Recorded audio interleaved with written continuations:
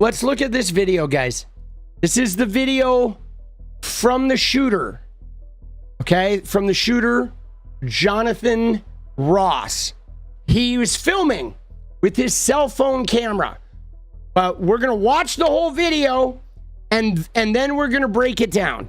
Okay, because even with this video, they're still making the claim that, oh, she tried to run him over. This was a self-defense thing. He had a right to do this because she was endangering his life. Now, I'm going to let you know you're not going to see anything crazy here. There's no wounding. You don't see any of the actual stuff. It does appear that some shit has been cut out around that. It does seem like it has been edited, but here, let's watch. Now, it begins with the shooter getting out of his car. Okay, here we go.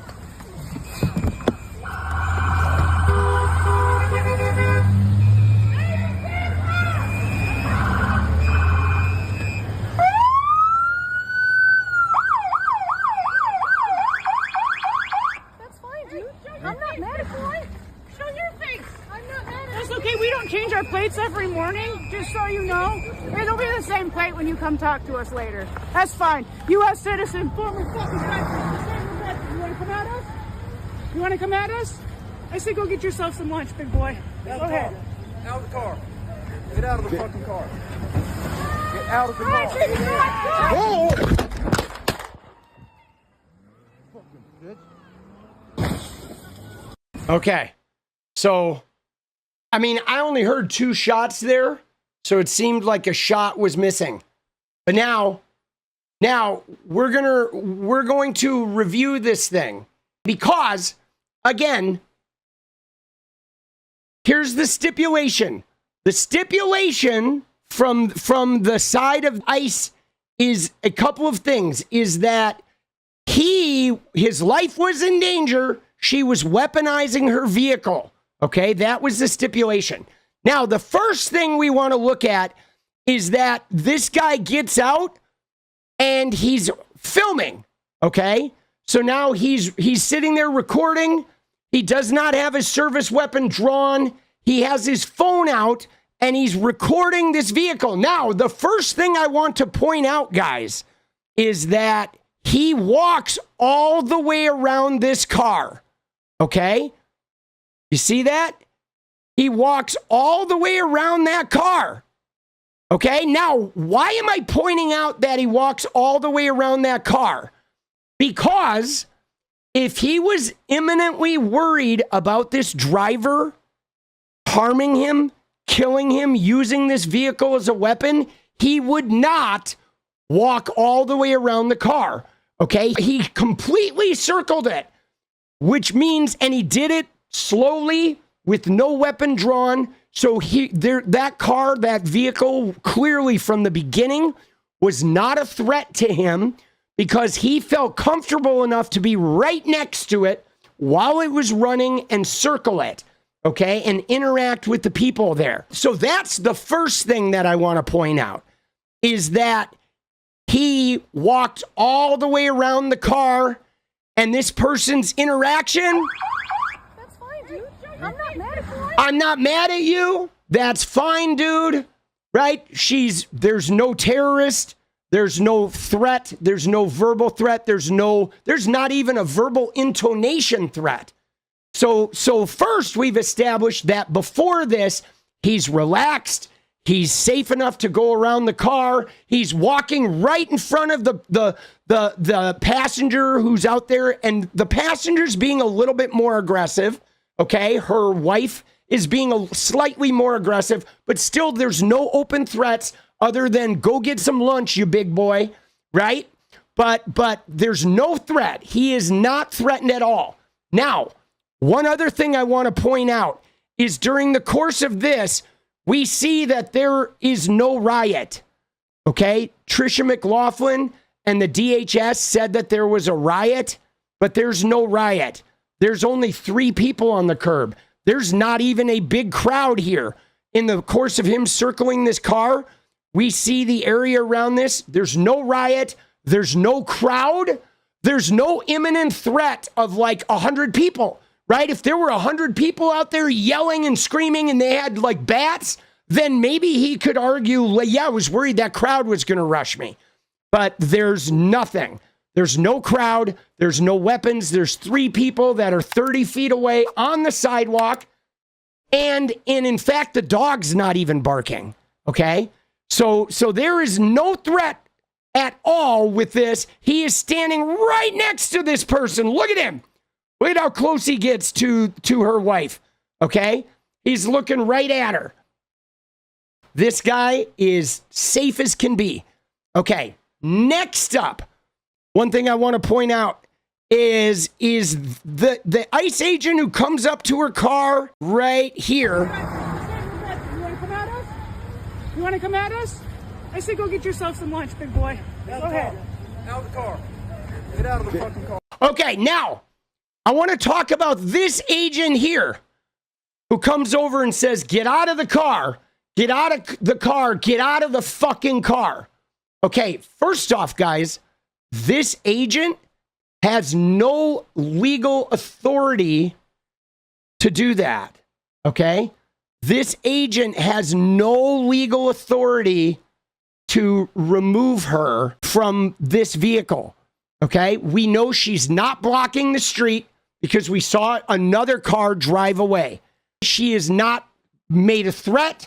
There is no, undocumented person in her vehicle. She is clearly a white American citizen. There is no legal recourse for this guy to even demand that she get out of the car. So once he says, get out of the car, get out of the fucking car, and he starts reaching in her window, he is now invading her personal space. He is now threatening her in a way that he has no legal authority to do. He is violating her civil rights. At that moment, she has the right to drive away. Okay? She has the right to drive away. There is absolutely no reason she has to stay there. He has no legal authority over her. Now, as far as the wife, I want to show you what happens with the wife, because as soon as he says, get out of the car, get out of the fucking car, an escalation happens. And that now, as soon as that happens, guys, both her and her wife get scared and start realizing that these guys might harm them. And the first thing the wife does is she brings her phone down. She is no longer focused on recording. She's trying to get in the car. And the only reason she can't is because the door is locked. And in the meantime, the driver is immediately turning her wheels to drive away from these officers. Get out of the fucking car. Right? Out of the car. And now she can't get in the car, and she's scared for her girlfriend, for her wife, and she says, drive, baby, drive, meaning get out of here. Don't let them pull you out of that car. They are now afraid, okay? And so she is moving. Now the wife has not gotten in. Now look at this, though. Is one thing you want to notice is when we see the driver, okay, the whole time she is going hard right. She is clearly turning away from where these officers are, right? Hard right.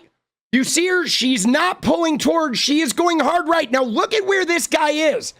This guy is on the front right corner. He is not directly in front of her. If this is her car, right? He's over, I'm trying to orient myself. He's like over here, right? He's not in front of it. She's turning this way and he's over here, okay? And she is clearly turning hard right, okay? And he is like here. He's moving this way. And then he's like, whoa. Okay, now, we think maybe they cut some stuff out there, okay? We only hear 2 gunshots and not 3. He says, whoa, but now, here's one thing I want to point out, though, guys, is he never drops the phone, okay? He never dropped the phone. He moved the phone to his non-dominant hand, pulled out his service weapon, And then through the whole thing, he never dropped the phone. Okay? I mean, if my life is in danger, I'm dropping the phone and pulling the gun. Okay? He never dropped that phone.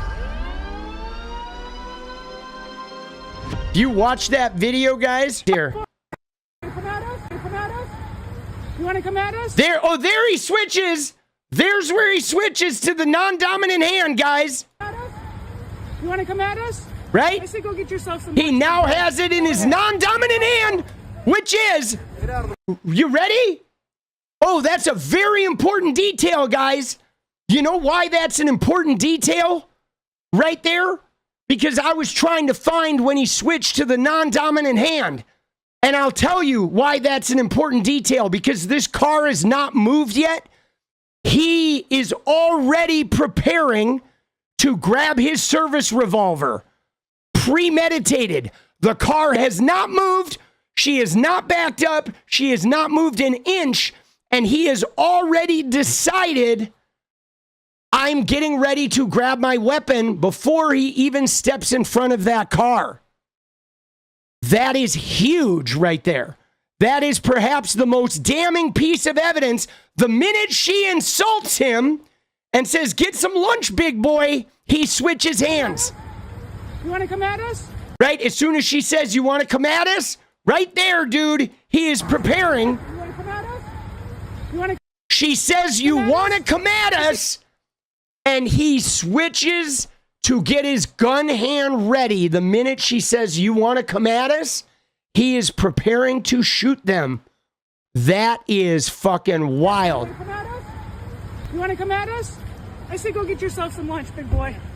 So at that point, he is ready to get his gun right there. Okay? And then after he does that, while this guy is pulling up on the drivers, he then steps in front. And then at the very last minute, when she's moving, he even moves in closer. Get out of the car.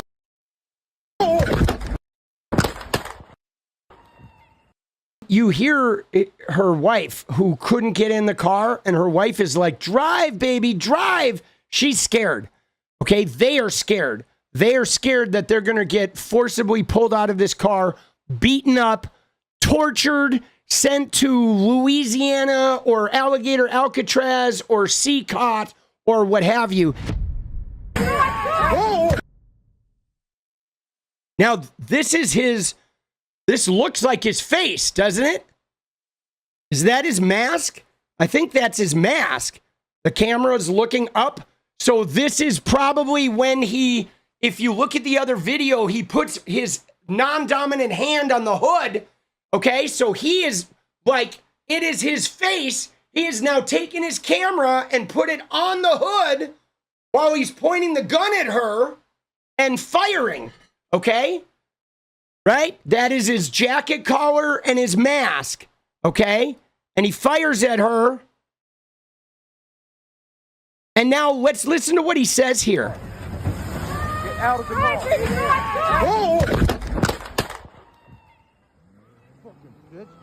All right, you hear that little thing at the end where he says, fucking bitch? So after he shoots, he did touch the car, yes. Yeah, I mean, you see it in the other video where as she pulls out, he like put his arm out to make sure he was clear and that car wasn't going to hit him. Okay, if it had hit him, there would have been some backwards motion or he would have fallen. But he basically braced himself on the car to shoot her. And then as soon as she passes, his comment is fucking bitch. And the fucking bitch part is really important, guys, because what it does is it wasn't, he didn't say like, she hit me, she drove over me. He didn't say, stop, freeze, you just hurt a federal officer, you just assaulted a federal officer. He said, you fucking bitch. He was like, you know, venting rage at her disobeyal, right? At her disobeying him. at her refusing to like stop for him or what have you. But it's very clear, okay? It's very clear that he was upset at what had happened here, and he was venting, offloading some of that, you know, definite malice, definite like a resentment of the thing there, right? I mean, he was aware that she was not stopping. Now, again, though, guys, is one thing I do want to point out is this right here.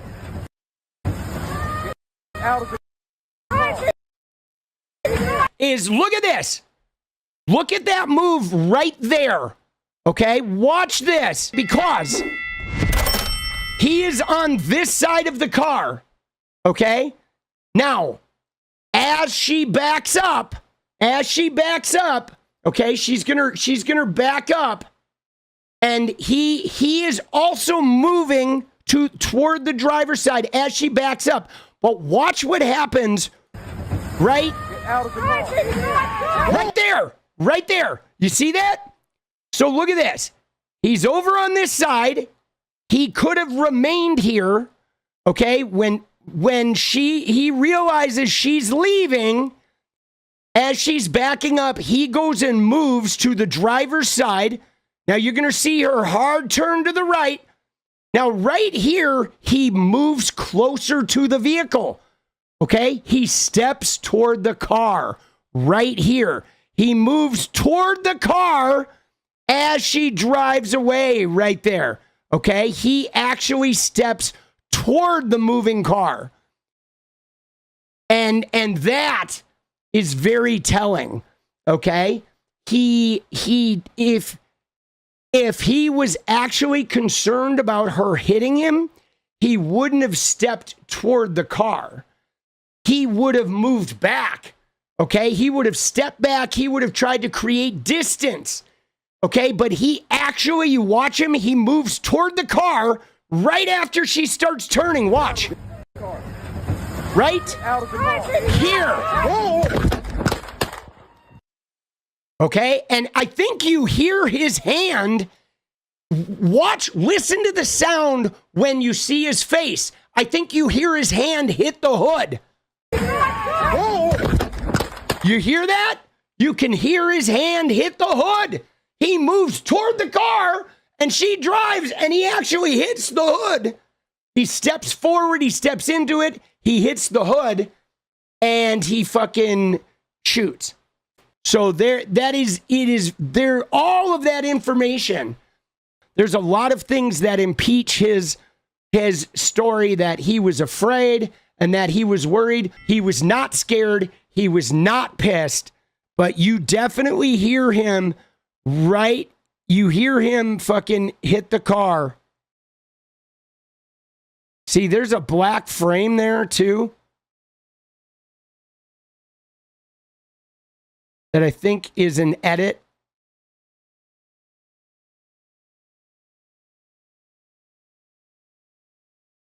Right there. Like, guys, that looks like a digital black. That looks like an edit. Like not a coverage black. I mean, it can be a little hard to tell, but normally the way I tell digital black is when you have a coverage black, there will be some banding. You'll see like the striations of black, like this. You see this? This is pretty pronounced because it's like where there's like a tiny bit of light, okay? There will be a little bit of this color banding, okay? Where you will have the black that is a little bit of banding, and here there is clearly like there is no banding at all. That is a digital black. So I think maybe there is an edit or what have you. It looks like this was possibly, there was a cut here and maybe something was removed. I don't know, redacted. We don't know. And we'll have to see, obviously, if we get access to this guy's phone, there would be an uncut version on the phone and they'd be able to tell. I want to look at the official DHS statement because it says rioters began blocking ICE officers. And now that is a absolute lie. There were no rioters. violent rioters, okay? There was no violence. She was like, I'm not mad at you, dude. Her wife was, go get some lunch, big boy. But there was no violence. There were no rioters. There weren't even a crowd of people there, okay? And she was clearly not attempting to run over law enforcement. And the ICE officer was not fearing for his life. Now, let's recap some of the shit we have here about how the officer went in close proximity to the vehicle. He completely circled it, front, back, and sideways. So he was in front of the vehicle, he was in back of the vehicle, and once the vehicle started moving, he moved closer to the vehicle in the front. So it was clearly moving at a rate of speed that he was not afraid of moving in front of it, okay? If that car had been going 60 miles an hour, I'm willing to bet he wouldn't have walked in front of it. Okay, he walked in front of it because it was slow moving. It was no danger. He kept his camera running the whole time. He touched the hood with his camera and showed his face. And the car was in reverse when he pulled out his service revolver. Again, these officers were trying to force this woman out of her vehicle when the woman had done nothing. And there was no time in this whole thing where he ever feared for his life. However, there was a moment the minute she disobeyed them, there was a moment where he was filled with rage. And as a result of that rage, he fired several gunshots. And then he said, "You fucking bitch," afterwards, as she was dying in the road and driving down the street. And now we're not hearing everything. I have also heard that there were contrary orders, like some people were saying, "Get the fuck out of here," and somebody was saying, "Get the fuck out of the car." But again, though, guys, all of that is moot because an ICE agent, a CBP agent, does not have the legal authority to force you out of your car unless you are committing a crime in front of them. And that was not happening here. And now this is tragic. None of this needed to happen. I want to show you something because there is a point I want to make, guys, okay, where let me show you this. All right, let's watch this because look at this wide video, guys, okay? This is a very important point because the guy claims he was hit, he was whatever, threatened, but watch him, okay? Watch him. He comes around. He's now switched the phone to his non-dominant hand. You can see him with the phone in his left hand. You see it? He's still got the phone operating. And while his phone is operating, he pulls his gun out. And then he puts his hand on the hood and fires the shot, okay? But now watch this. Because this guy who was grabbing hold of her window did not fall, okay? She wasn't driving fast enough to make this guy fall. And she didn't contact him enough to make him fall. But look what happens over here. This guy fell. You see that?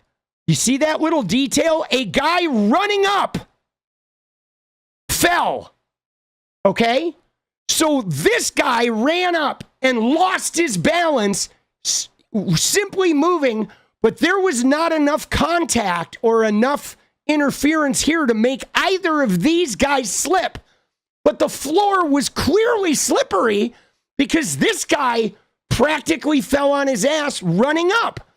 So that shows you that this is slippery and icy here, but this interaction was so non-confrontational. It was so non-shocking that it didn't even make these guys lose their footing. I think this guy falling is an important detail because they remained controlled through the whole thing. They remained controlled. They didn't fall on the slippery road. There wasn't even enough contact to make them fall, but it's very damning, guys, that this guy slipped, okay? That is very damning that this guy just walking up slipped.